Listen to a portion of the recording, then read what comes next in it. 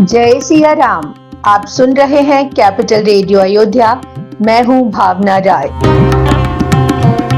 और मैं हूं वात्सल्य राय। सभी सुनने वालों को जय सिया राम। कैपिटल रेडियो अयोध्या में आप लगातार सुन रहे हैं रामायण की कहानियां।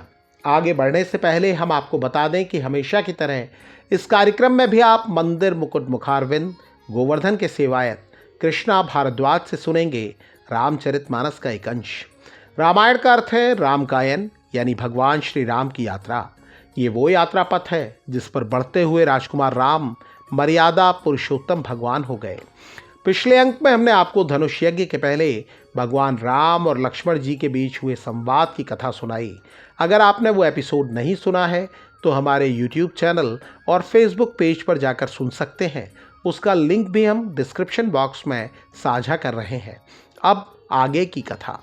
गोस्वामी तुलसीदास जी महाराज कहते हैं, राज समाज विराजत रूरे उड़गन महु जुग विधु पूरे, जिनके रही भावना जैसी प्रभु मूरत तिन देखी तैसी। भगवान राम और लक्ष्मण सभी राजाओं के समूह में ऐसे शोभायमान हो रहे हैं जैसे तारों के समूह के बीच दो पूनम के चंद्रमा हों। वहाँ उपस्थित लोगों में से जिनकी जैसी भावना थी उन्हें प्रभु राम का स्वरूप वैसा ही दिखाई दिया। देखई रूप महारंधीरा, मनहु वीर रसु धरे शरीरा, डरे कुटिल नृप प्रभु निहारी, मनो भयानक मूरत भारी।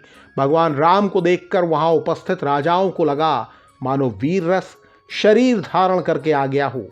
कुटिल स्वभाव वाले राजा भगवान को देखकर डर गए। जो असुर राजाओं का रूप लेकर आए थे उन्हें भगवान काल का रूप दिखाई दिए। वहीं नगर के लोगों को भगवान के दर्शन कर बहुत सुख मिल रहा था। नारी बिलो कहीं हर्ष ही है, निज निज रुचि अनुरूप। महिलाएं अपने मन के भाव के अनुरूप प्रभु को देख रही थीं। उन्हें वो श्रृंगार रस की मूर्ति मालूम हो रहे थे। विदुषई प्रभु विराटमय दीसा, बहुमुख कर पग लोचन सीसा। विद्वानों को भगवान राम का विराट रूप दिखाई दे रहा था, जिनके बहुत से मुंह हैं, बहुत से हाथ हैं, बहुत सी आंखें हैं, बहुत से सिर हैं। सहित विदे बिलोक ही रानी, शिशु समप्रीत न जाति बखानी। जोगन परम तत्वमय भाषा, शांत शुद्ध सम सहज प्रकाशा। राजा जनक और उनकी रानियों को भगवान किसी बच्चे जैसे लग रहे हैं और उनके लिए उनकी प्रीत उमड़ उमड़ जा रही है। योगियों को वो परम तत्व के रूप में दिखे जो शांत हैं, जो शुद्ध हैं, जो अलौकिक प्रकाश के स्रोत हैं। भगवान विष्णु के भक्तों को वो इष्ट देव के रूप में दिखाई दिए। गोस्वामी तुलसीदास जी महाराज कहते हैं, राम ही चितव भाई जही सिया, सो स्नेह सुख नहीं कथनिया। सीता जी जिस भाव से भगवान राम को देख रही हैं, उस स्नेह और सुख के बारे में कुछ कहना संभव नहीं है। वो स्वयं भी उसे किसी को बता नहीं पा रही हैं, तो कोई कवि उस बारे में कैसे बताएगा। भगवान राम और लक्ष्मण जी की शोभा करोड़ों कामदेवों से भी बढ़कर है। इस बीच राजा जनक ने मुनिवर की चरण वंदना की। वो उन्हें यज्ञशाला दिखाने लगे।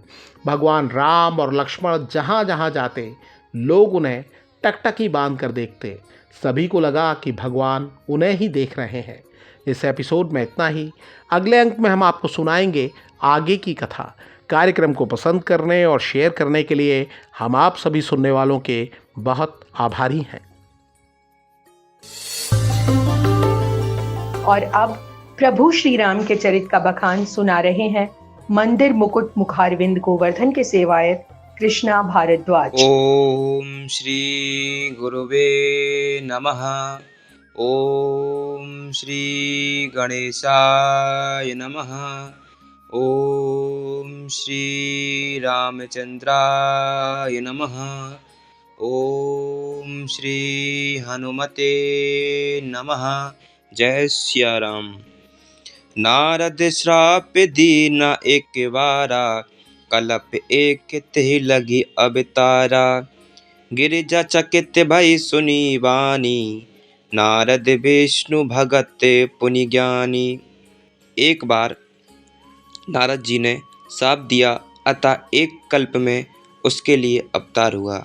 यह बात सुनकर पार्वती जी बड़ी चकित हुई और बोली कि नारद जी तो विष्णु भक्त और ज्ञानी हैं, कारण कवन श्राप मुनि दीना, का अपराध रमापति कीना।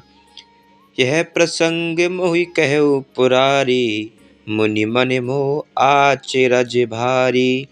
मुनि ने भगवान को श्राप किस कारण दे दिया? लक्ष्मीपति भगवान ने उनका क्या अपराध किया था?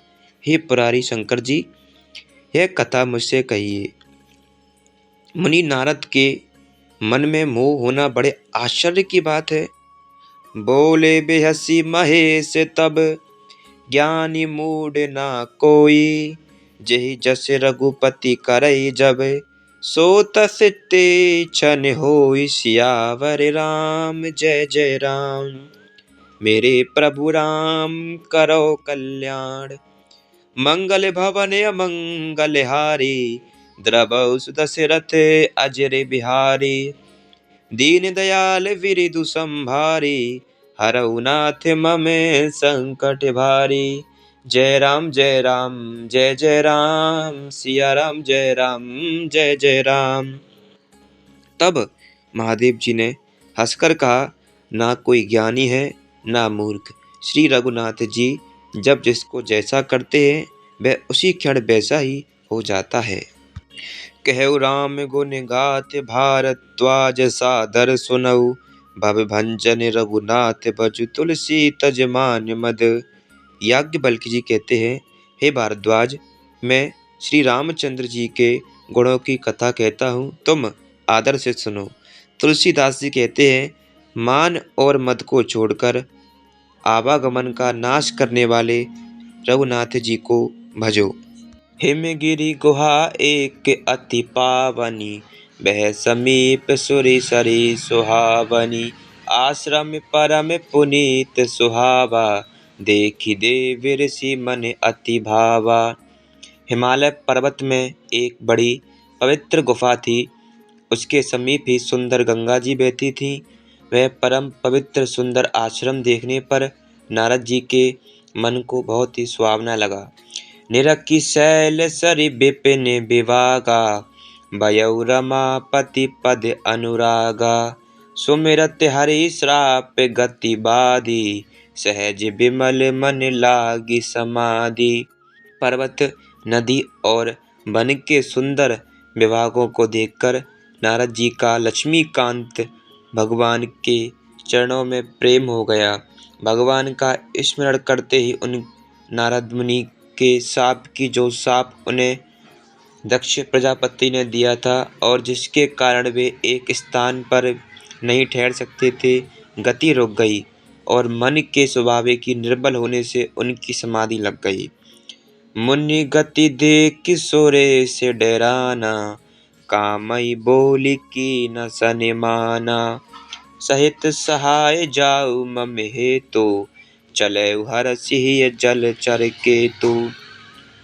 नारद मुनि की यह तपोमयी स्थिति देखकर देवराज इंद्र डर गया।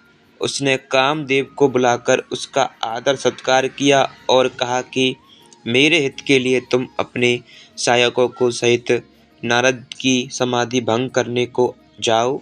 यह सुनकर मीन ध्वज कामदेव मन में प्रसन्न होकर चला। जय श्री राम। कैपिटल रेडियो अयोध्या के इस अंक में इतना ही। आपको ये पॉडकास्ट कैसा लगा हमें ज़रूर बताएं। अपने सुझाव और फीडबैक हमें ईमेल करें। ईमेल का पता है capitalradioayodhya@gmail.com। अगर आप ये एपिसोड अपने दोस्तों और करीबियों के साथ शेयर करते हैं तो हमें खुशी होगी। अगली मुलाकात तक जय सिया राम।